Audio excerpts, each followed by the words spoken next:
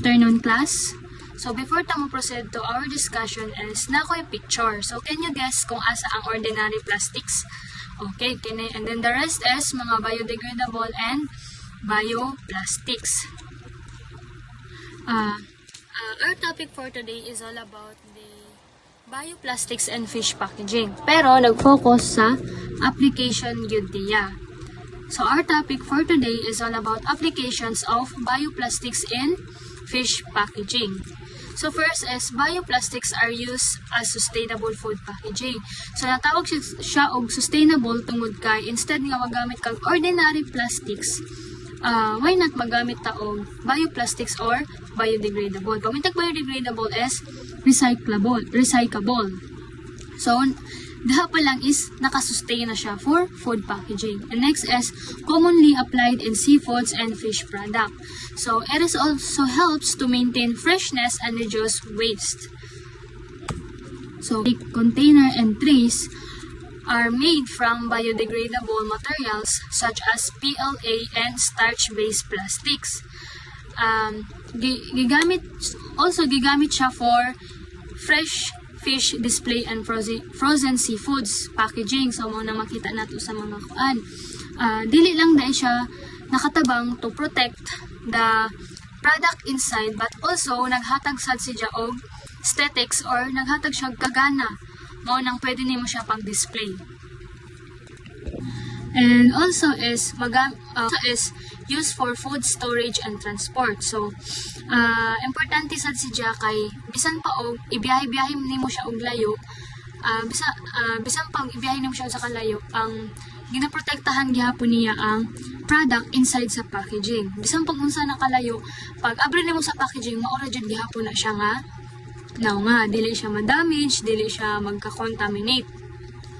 And also, common siya sa mga supermarket and fish markets, of course. Pagsud pa lang nimo, makita na nimo na siya, well-known na siya nga packaging. And then also, commonly used, dili lang siya for fish packaging or seafoods packaging, but also, commonly used po na siya sa mga fruits, vegetable, meat, and take-out meals. Para nang sa Jollibee, di ba, makita nimo murag may something styrofoam siya.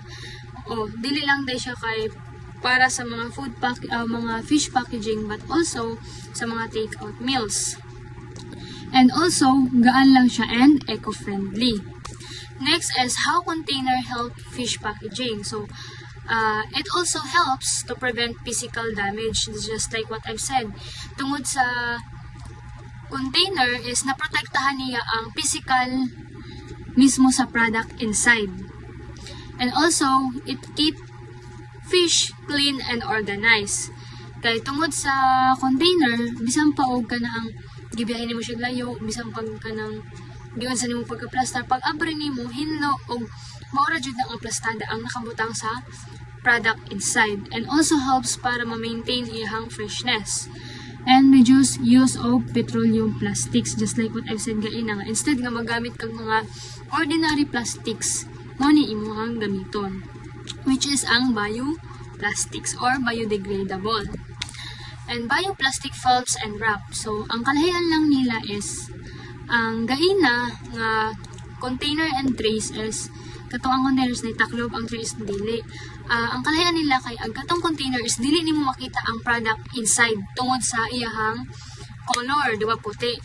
Ang sa films and wraps is transparent siya, which is makita gid nimo ang product nga naa sa sulod bisan og wala siya abrihe. Mao na siya. And used to wrap fish fillet and seafoods. Same na sila. And also helps to prevent contamination.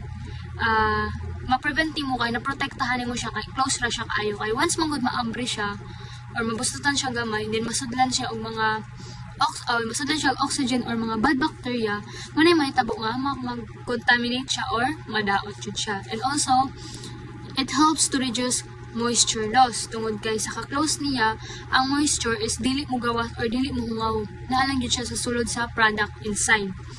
And also helps to extend shelf life of fish product.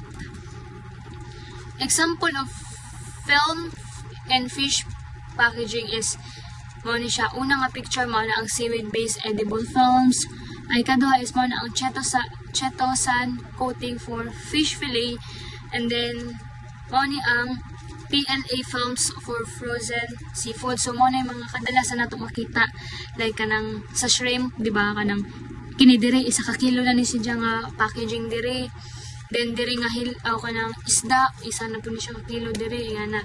And then lastly is starch based wraps for dried fish mo na sa mga buwad mo na nga packaging. So market trends, seafood companies shifting to bioplastic. So, instead nga nagamit sila sa unang mga ordinary plastic is nibali sila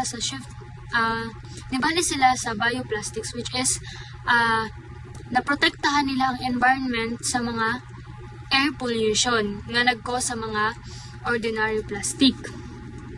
And then, consumers prefer sustainable packaging. Governments reduce single-use plastic. So, ito, di ba karon nakabantay mo nga ginabawal na ang mga magamit og mga plastics kay ang atong pollution maapektuhan yun ang mga tao mismo.